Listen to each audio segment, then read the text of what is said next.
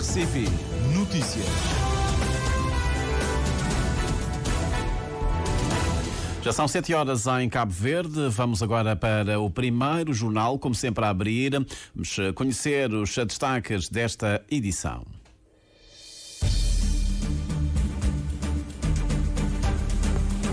Centro Comum de Vistos recusa vistos à equipa sub-11 da Escola de Futebol da Chada Grande Trás, convidada pela Câmara Municipal de Barcelos para torneio internacional infantil. O estudo epidemiológico das doenças do movimento está lançado desde ontem pela Fundação das Doenças do Movimento, a que preside a psicóloga e neurocientista Leida Tolentino. 7ª jornadas do curso de Ortótica e Ciências da Visão da Universidade de Mindelo decorre desde ontem. O diretor científico do curso alerta que é preciso reconhecer a profissão de ortopedista. O psiquiatra Aristides da Luz chama a atenção para a necessidade de regulamentação de forma mais eficaz e eficiente do acesso aos medicamentos. Angola já dispõe de um plano nacional de combate à corrupção. Conhecidos os títulos, confira agora o desenvolvimento das notícias numa edição do Júlio Vera Cruz Martins. Bom dia.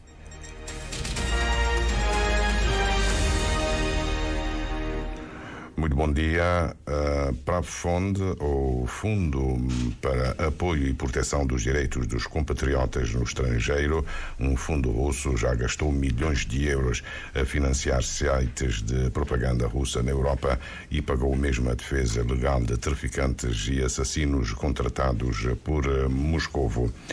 E está a atuar em 48 países europeus. A denúncia é da Estação Pública dos Países Baixos, que obteve documentos confidenciais de uma agência de informação europeia que partilhou depois com um consórcio de outros meios de comunicação social de vários países da Europa e que mostram que a Fundação não só financiava a propaganda em sites, como ajudou a pagar a defesa do traficante de armas condenado Viktor Bot ou Vladimir Krasikov, condenado pelo homicídio do antigo comandante checheno em Berlim, tendo empregado vários antigos agentes dos serviços secretos como diretores das suas operações.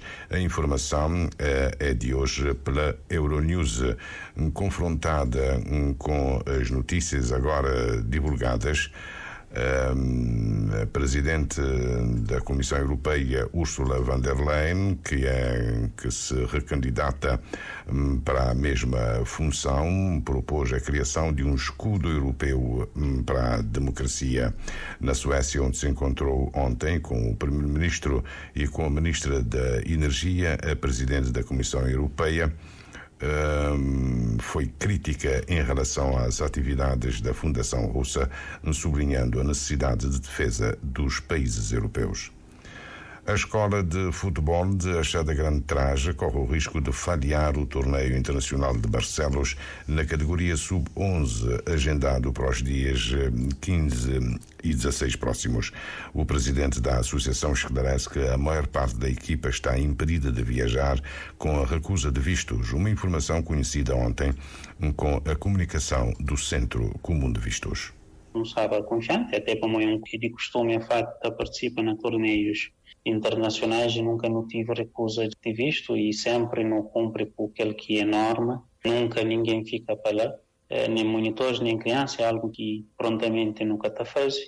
Nesse caso, o ensino recebe um convite que até terá numa confiança, que é de Câmara Municipal de Barcelos, convidando para participar num torneio internacional sub-11, com um comitê a formar para 18 pessoas, mas de que as 18 apenas 15 também esteve de visto, e foi que esse 15 processo que não entreguei foi tudo recusado com justificativa de que há dúvidas se o grupo de retorno, o que para nós que está fazendo nenhum sentido, até para o meu pai, nenhum de que as crianças que tem pais lá, ou Flama tem indícios de meninos que estão bem e mais além de que é um trabalho que é histórico de facto, a credibilidade que essa associação tem de que está fazendo menor sentido.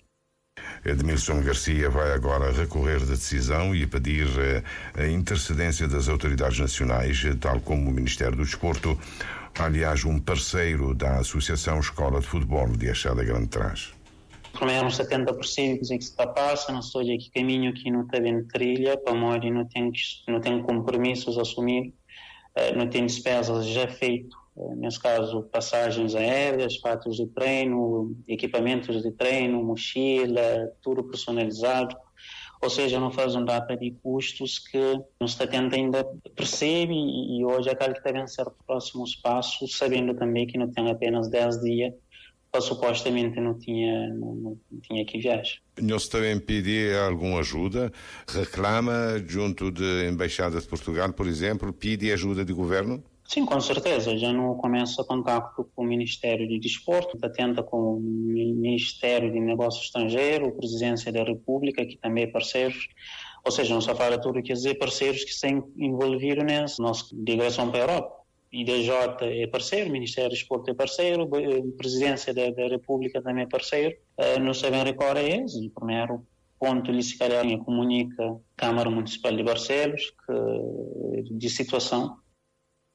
Na carta convite, o presidente da Câmara Municipal de Barcelos, Mário Constantino Lopes, escreve preto no branco que assume o alojamento, a alimentação e o transfer durante a estada da equipa da Achada Grande Trás entre os dias 13 a 22 de junho.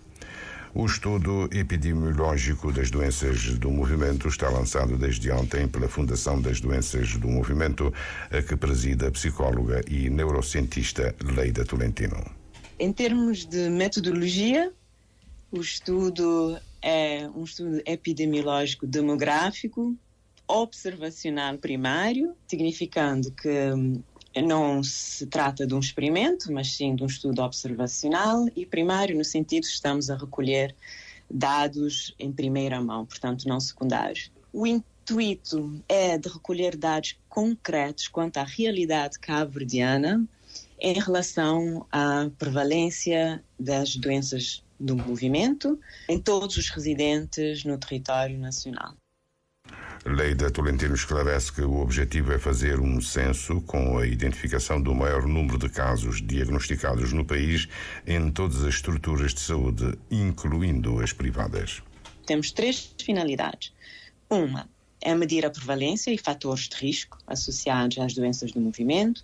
2, avaliar a disponibilidade e acessibilidade de tratamentos e terapias para essa categoria de doenças e perceber os principais desafios enfrentados pelos pacientes e pelos seus familiares na manutenção da qualidade de vida. Pode-se, então, ver que o estudo tem o potencial amplo de melhorar intervenções clínicas, de promover o diagnóstico precoce, fornecendo este quadro cabo-verdiano mais completo. A pesquisa poderá, assim, resultar na elaboração de estratégias clínicas específicas para a identificação, seguimento e tratamento mais eficaz de pacientes, assim como referiu na otimização de políticas públicas no respeitante ao acesso à medicação e a serviços de apoio multidisciplinares. A terceira abordagem consiste em entrevistas presenciais com portadores de doenças do movimento que vão ser realizadas por membros da equipa de pesquisa, liderada por Leida Tolentino como investigadora responsável.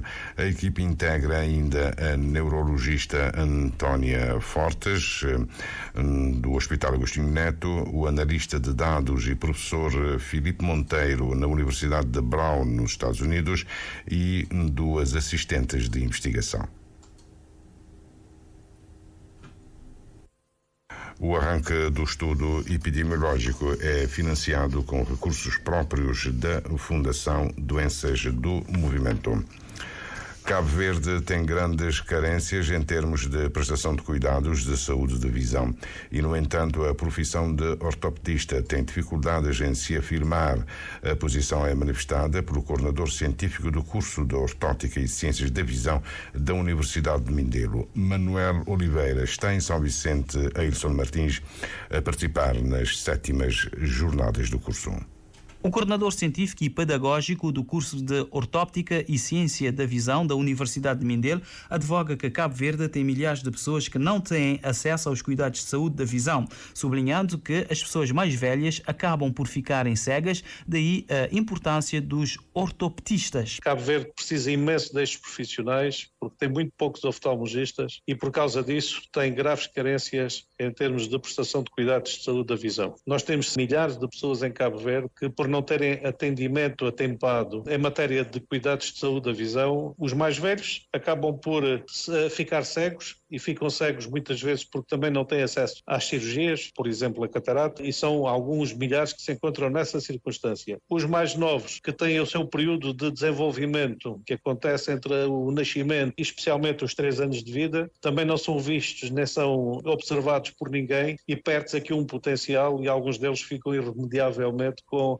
redução grave da acuidade visual ou de outras funções visuais que podiam ser resolvidas se os problemas tivessem sido despistados cedo. Ao longo de 10 anos, o curso de Ortóptica e Ciências da Visão já formou 70 ortoptistas. Manuel Oliveira destaca que o Estado de Cabo Verde não pode se dar ao luxo de apoiar a formação dos ortoptistas para eles depois emigrarem. Estão mais de 15 em Angola, estão 5 em Portugal, estão 2 ou 3 em França, há uma no Reino Unido, há gente na Gâmbia.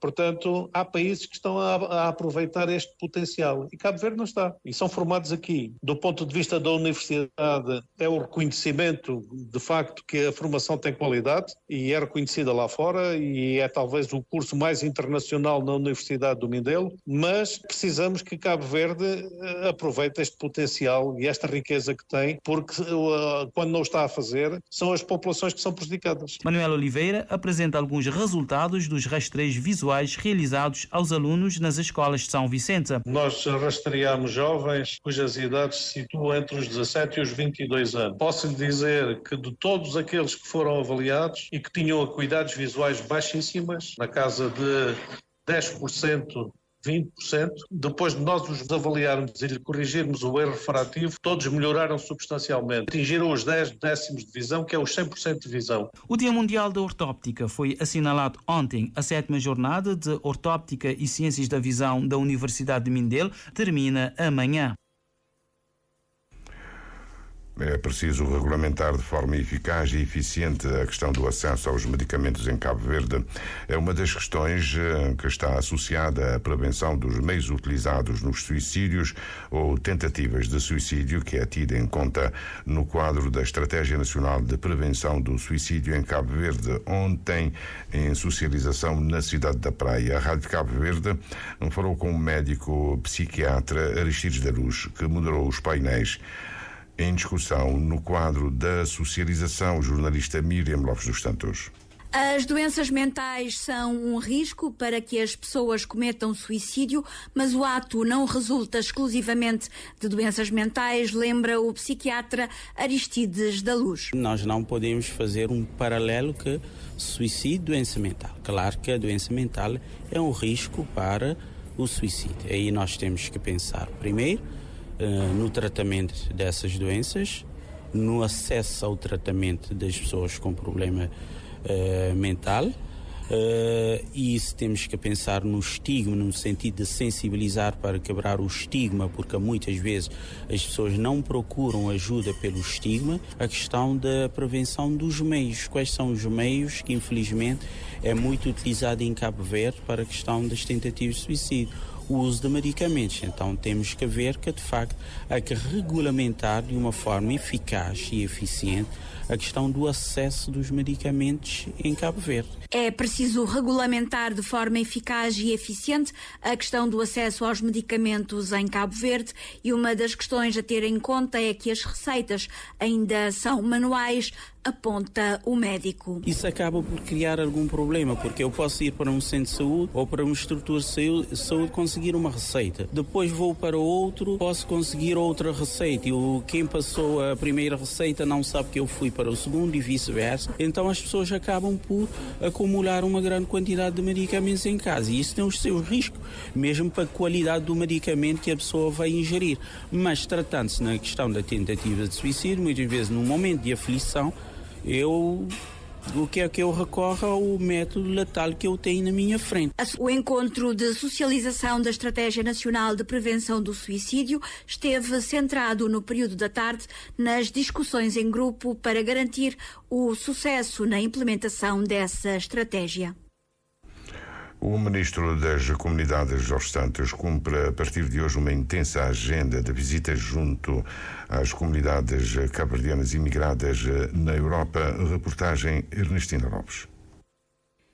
A nova lei da nacionalidade, o portal consular, os balcões únicos, a agenda de privatizações, os transportes são temas que o Ministro irá levar na bagagem para discutir e apresentar propostas durante diversos encontros no quadro desta missão às comunidades cabo-verdianas na Europa. E a mensagem que nós levamos às comunidades é que as soluções que estamos a encontrar a nível da gestão da distância, com a introdução do portal consular de Cabo Verde, que encurta e resolve o problema da burocracia e aproxima as comunidades da diáspora do país. Daremos também conta de todo o ecossistema e todos os instrumentos que estamos a criar para os investimentos da diáspora em Cabo Verde. Também daremos conta e discutiremos com as nossas comunidades os programas de privatização já em curso. Com certeza que estaremos a falar também do mapeamento da diáspora, que é um processo em curso já. O Ministro das Comunidades enalteceu a grande colaboração dos imigrantes no tocante a investimentos no país. Por isso, diz Jorge Santos, o Governo já lançou o Estatuto do Investidor da Diáspora. Os cabo-verdianos residentes na diáspora já estão a investir e muito em Cabo Verde. Já estão a investir em remessas financeiras, que representam 18,2% do nosso produto interno bruto, ou seja, que já ultrapassou os 400 milhões de dólares ano. Já estão a investir também na economia real, com investimentos superiores a 5 milhões de contos nossos por ano, assim como também já estão a investir nas despesas familiares e no empreendedorismo social, financiando praticamente mais de 7% das despesas familiares em Cabo Verde. E tudo isso junto, somado, dá 34% do nosso PIB. A visita de Jorge Santos começa nos Países Baixos. Na mesma região, o Ministro das Comunidades irá visitar a França, mas concretamente Florages, onde irá participar numa atividade em comemoração dos 60 anos da chegada dos primeiros cabo-verdianos para trabalhar nas minas de carvão, antes de chegarem a Luxemburgo, outro país europeu a ser visitado pelo Ministro das Comunidades. A partir de Luxemburgo, Jorge Santos parte em direção à Alemanha, destino final desta missão. Angola já tem uma estratégia nacional de prevenção e repressão da corrupção. O documento foi adotado ontem em Conselho de Ministros com a Rádio Nacional de Angola, a jornalista Sanifus. O documento assenta em 3 eixos essenciais. A IGAI, Inspeção Geral da Administração do Estado, vai cuidar dos 2 primeiros eixos, a prevenção e a detecção, ao passo que a PGR, Procuradoria-Geral da República, vai cuidar da repressão. O Ministro do Estado e chefe da Casa Civil do Presidente da República, Adão de Almeida, disse que daqui para frente a ideia é melhorar a abordagem do fenômeno combate à corrupção, integrando as ações dos diferentes organismos. Nós temos que conseguir formatar a sociedade na base de valores éticos e morais diferentes, porque a melhor forma de combater a corrupção é prevenir que ela aconteça. Portanto, se nós melhorarmos o modo de funcionamento das instituições públicas, a relação entre cidadão que pede um serviço público e servidor público que presta o serviço público, se nós diminuirmos os mecanismos que propiciam eventualmente a tendência de alguns funcionários adotarem práticas menos corretas, vamos ter o principal, que é melhoria na boa governação, que é reforço na confiança dos cidadãos nas instituições, porque sentem que as instituições estão ali para servir os cidadãos. O ministro Adão de Almeida disse que é preciso melhorar a boa governação e, com isso, garantir o reforço da confiança dos cidadãos nas instituições. Se os cidadãos sentem que, eventualmente, as instituições públicas não agem de acordo com a sua visão e, portanto, se vemos índices de corrupção elevados, não há boa governação, não há confiança nas instituições públicas. E o que nós precisamos fazer é o caminho inverso. O aumento, o reforço na confiança depende da nossa capacidade de exercer boa governação e do cidadão sentir que as instituições públicas servem efetivamente à prossecução do bem público. Não é um único elemento, mas se tivermos uma sociedade em geral, mas também instituições públicas menos permeáveis à corrupção, melhor será a relação de confiança entre os cidadãos e as instituições. Portanto, há claramente uma relação direta. Ministro de Estado e chefe da Casa Civil do Presidente da República, falando no final da 5ª sessão ordinária do Conselho de Ministros, que aprovou, entre outros documentos, a Estratégia Nacional de Prevenção e Repressão da Corrupção. A Nigéria está paralisada desde ontem por uma greve geral por tempo indeterminado. Os sindicatos pedem um aumento do salário mínimo para 494 mil nairas, cerca de 300 euros, quando o salário mínimo neste momento é de 30 mil nairas, cerca de 20 euros. O governo levanta a possibilidade de estabelecer um salário mínimo acima de 60 mil nairas, mas os sindicatos insistem. O governo já fez um apelo para uma nova ronda negocial para encontrar uma saída. Várias companhias aéreas estão paralisadas, escolas fechadas, a administração também trabalha a meio gás. Carlos Santos, dizer que o Tribunal Constitucional de Moçambique já recebeu a primeira candidatura de uma mulher a Presidente da República, tendo em vista as eleições de 9 de outubro. Dorinda Catarina, do Movimento Nacional para a Recuperação da Unidade Moçambicana.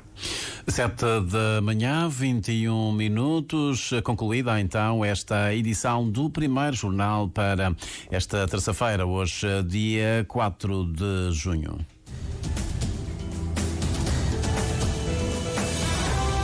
Mais informações em www.rtc.cv e na aplicação RTC Mobile. RCV, o rigor da notícia e o melhor da informação a cada hora.